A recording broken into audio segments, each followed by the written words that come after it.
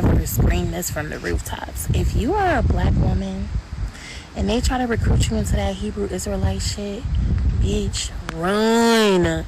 Do you hear me? Run, Forrest. You get the fuck up out of there. Don't you do it. It is not for us. They hate women. I don't care how cute they try to make it look. I don't care how many women tell you, oh, the Most High is not. No, baby.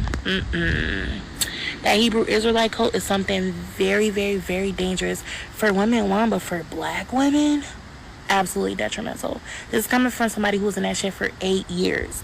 GOCC, Gathering of Christ Church specifically. And they ain't the only ones. It's a bunch of different ones. Like, stay away from that shit. If you want to follow the Bible, follow the Bible. If you want a relationship with God, have a relationship with God. Stay away from them cults. I want to give all the praises and the honor to Yahweh Bahashem, Yahweh Shai Bahashem, Rucha HaKodash, and double honors to the elder apostles and the bishops of Great Millstone. Honors as well to the elders and brethren, your fellow believers of the truth. Shalom to you, few sisters. Shalom to the elect. So I want to kind of touch on this video. It'll probably be short. That brothers, well, let me say these camps. We have to understand, Apostle Gabar said something years ago.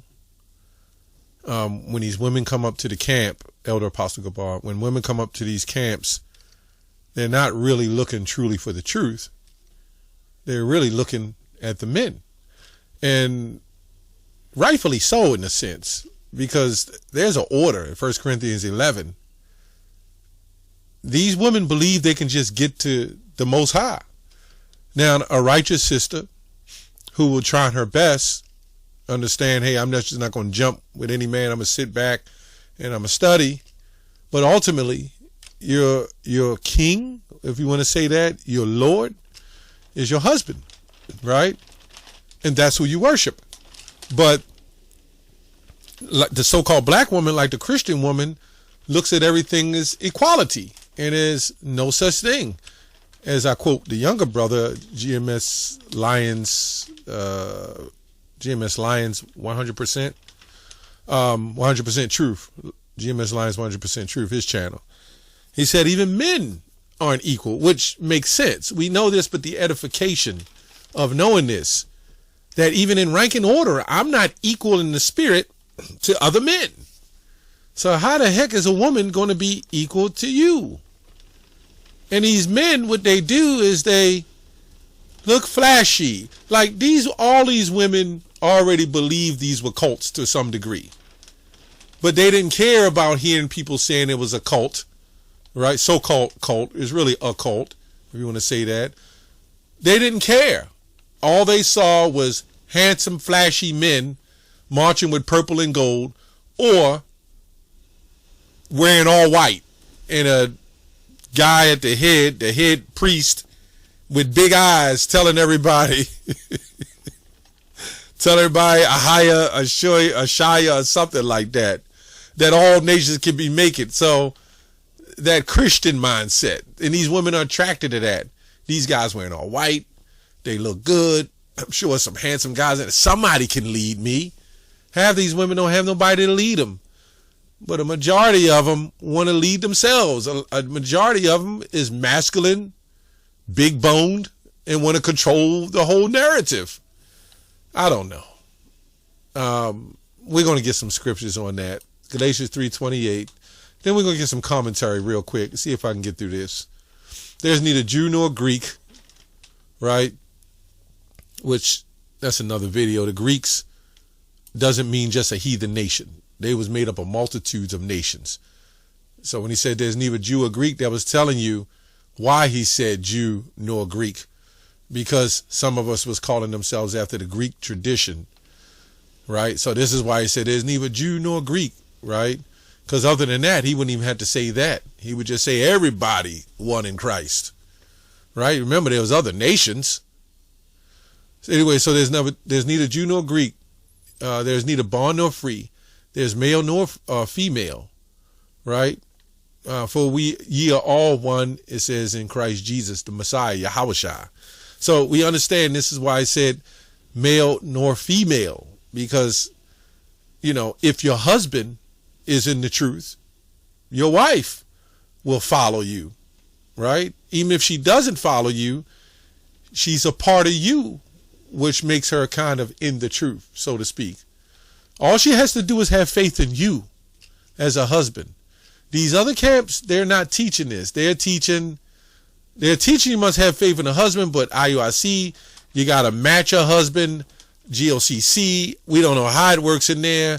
And everybody coming there, this what's his name? Rakah Hashiyah. He's doing Michael Jackson dances in the Passover.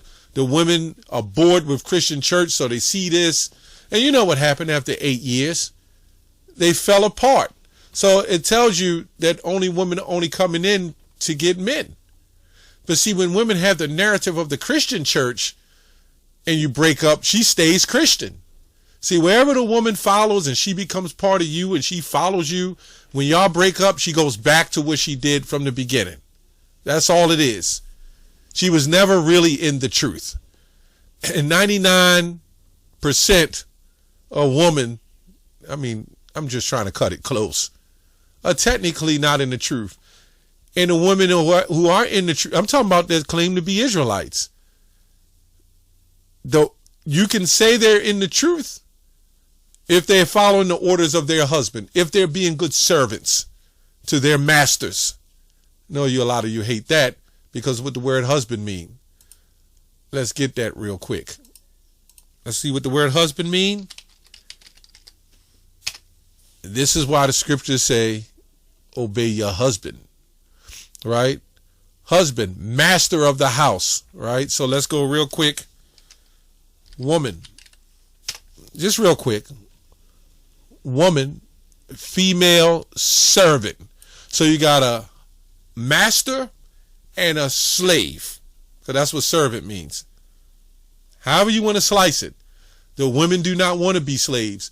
You guys come up with these shticks and these antics to get women and say, wake up, sister, come to the truth. What I learned in my life, I'm not a young man, but I learned in my life, when you go hunting down these women and you try to convert them and bring them in and control the narrative in this society, this feminist, egotistic, matriarchal society, you know what happens? They don't respect you after a while. You know what I'm saying? So I learned that, and I knew this, you never get down on your knees for a woman, and I'm just saying all of us in the brotherhood know this. But don't go chasing them. Have your value up. You don't need, look, man, we don't need to have these big classrooms and big arenas and everybody can see and you marching down the street strutting with boots. That turns women on. They're attracted to seeing power. But when they get in these schools and they find out the husband they with don't have any power, then they lose focus and then they lose respect. And then it's a bunch of turmoil. And then these women want to go back and they want to put the perm in their heads. They want to wear the spandies because they're not getting the attention, right? They crave the attention, the lust of the world. Anyway, let's go to Matthew 23:4. For they bind heavy burdens and grievous to be borne and lay them on men's shoulders and women. And I hear that some of them, they had them out selling Gatorades and all kinds of crazy stuff. I don't know, juices or whatever. But they themselves will not move them with one of their fingers. These guys also have councils. They're watching the husbands and wives. They got their own gods set up, head gods set up in the leadership. And you gotta, if something goes wrong, right? You, your wife, and they sit in a big pleather couch, right? And you got two little school chairs sitting in front of you, and you got to sit there and address your marital problems with the head god of the church. That is weird. You know? Leadership. So yeah, they do bring you in, and when they hustle you in, they control you. This is what they do. And these women do not want to be controlled. They came in there to get lovers. They didn't come in there to be controlled. And some of the men have no idea how to humble some of these damn women, right? They just come in there, it looks good, you know the way women are. They in the beginning, it's all nice, everything looks good. When it goes to next levels in your relationship, it gets boring. You don't assign them things to do to keep them on their toes. You don't, however you do it. But the main thing these jakes don't do, they don't make sure they get a good woman or humble a woman or whatever. You know what I'm saying? And the leadership kind of tells them how they're supposed to behave according to the Bible, when their husband is supposed to control the narrative and control everything. I would not be in any of those groups that do that. That's why that's a great millstone. You don't hear us with the women problems. We don't, I'm sure we got, everybody got women problems, but we don't parade them around. I'd be damned, man. Forget that. You're at a Passover, your wife, she puts on a dress. 90% of these women, they're going to put on dresses that complement their figure, right? They're going to show a little bit of cleavage. They're going to throw a little bit of paint on, a little bit of lipstick. They're going to throw some eyeshadow on, right? And they don't even do it home for their own husbands. But I wonder why. Because these women crave attention. And then they put burdens on these jakes, and they put them on the women to do certain things. I did videos on that.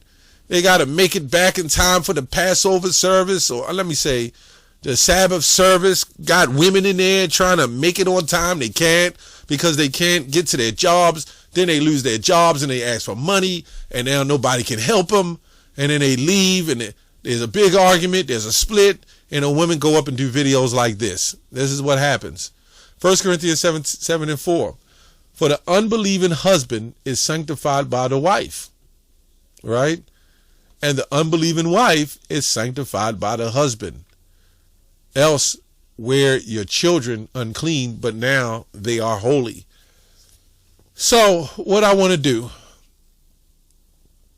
real quick, I wanted to read that because when you read this, where were we at? 14 and 35. No. The unbelieving wife. Okay. 7 and 14. 1 Corinthians 7 and 14. This one says, but to the rest I speak, I, not the Lord, going into the law. If any brother have a wife that believeth not, and she please to dwell with him, let him not put her away. That's the scripture I wanted to get, actually. Now, why did he say that? I say this, not the Lord, because in the law you wouldn't do that. But this was a totally different thing. That's when Israel, we knew, right? We understood our heritage, but now we don't, and we're trying to get back our heritage. We follow Greek tradition and various other traditions, and we were lost. So this is how you slowly manipulate things to bring people back. And that's why Yahushua said, except for fornication. So you're not supposed to, and that was an isolated situation in that too, but you're not supposed to separate from your wife. They were putting their wives away because their wives wouldn't believe. You see what I'm saying? So this is why if your wife truly don't believe, you don't put her away. But these women claim to believe and they don't, and they bring them into schools, and then they put these burdens on them and tell them they got to dress this way. The independent black woman, you're telling you got to dress, you got to put on, you can't put on the weaves, and well, I think they still wear weaves. There's a whole lot of things you can't do, and you can't show cleavage and so forth and so on. And this is what happens. It all falls apart. Let's go to 1 Corinthians 14:35. And if they will, let me go to 34. Real quick. 34. Let your woman keep silence in the churches, for it is not permitted unto them to speak, but they are commanded to be under obedience, as also saith the law. And this is why I wanted to go into that, because they had women in the church. Why would you have these women in the churches that are not under obedience? They don't want to be under obedience. I'm not saying there's a few sisters who not trying, but you put in them compromising situations in them churches, They want, there's no kind of freedom that they have. You know what I'm saying? And then you under a controlled environment with a bunch of men telling you, you should do this, you should do that. Then their mamas in their ears, their sisters in their ears, their brothers in their ears. You're just putting a whole lot of extra stress on a woman's conscience. And it destroys her. Nah, man, I'm not worried about all that. If she don't believe, she don't believe. Ultimately, if she lives with you and y'all together for a while, she will likely convert one way or another if she really loves you. That's how women get down. So anyway, let's go to some commentary. Matthew, when Apostle exhorts Christian women to seek information on religious subjects, okay, from their husbands at home, it shows that believing families are to assemble for promoting spiritual knowledge. The spirit of the Messiah can never contradict itself. And if their revelations are against those of the apostle, they do not come from the same spirit. So this is what this is saying. Women always come up with something different. Well, I had a revelation and this or that. The dream wasn't even correct. Their thoughts wasn't correct. They interjecting, trying to control. And this goes back then. Women want to be in control of everything, want to control the whole school if they could. They want to put on their dominatrix uniforms and leather whips and straps and whip all the men. Anyway, the way to keep peace, truth, and order in the church. And why would a man let their woman stand up and speak in the church? Is to seek that which is good for it, to bear with that which is not hurtful to its welfare, and to keep up good behavior, order, and decency. Barnes notes. It says, and if they will learn anything, if anything has been spoken which they do not understand, or if on any particular subject they desire more for information, let them inquire of their husbands in their own dwelling. So right now, you really can't have in 2025 in Babylon, you shouldn't have your woman in those schools. You just shouldn't. If I was in one of those schools, my wife wouldn't be up in there. Any woman I deal with would not be up in there. There is no way. The adultery breeds that way. Just like Apostle Paul had to do manipulation. Remember, he said, I say this, not the Lord, not the law. That's what he had to do. And now in 2025, as Elder Apostle Tahar said, the same thing Paul has said and doing. Well, no, we're not going to, more changes. Just keep the woman at home. They learn at home. Don't even have them go to the school. Let them learn at home. They don't have no reason to be in the school. They already got a husband. What more do they want? They don't have that kind of faith. Anyway, let me go on down. For it is a shame. It is disreputable and shameful. It is a breach of propriety. Their station in life demands modesty, humility, and they should be free from ostentation. Let's look that up real quick. I have to look that up. Ostentation, ambitious display, pretentious show, display intended to invoke admiration, attract attention. Yeah, that's exactly what I just said. Yeah. Of appearing so much in the public as to take part in the public services of teaching and praying. You look at these preaching women, they'll wear stuff where their butts are sitting out, their breasts are out, they got real big hips, they're wearing big high heels. Women crave attention. It's just not enough. Men like attention too, no doubt, but women are on other levels of wanting attention. It does not become their rank in life. It is not fulfilling the object which God evidently intended them to fill. Right. Your only job as a woman, you got one job. Take care of your husband. Well, maybe two.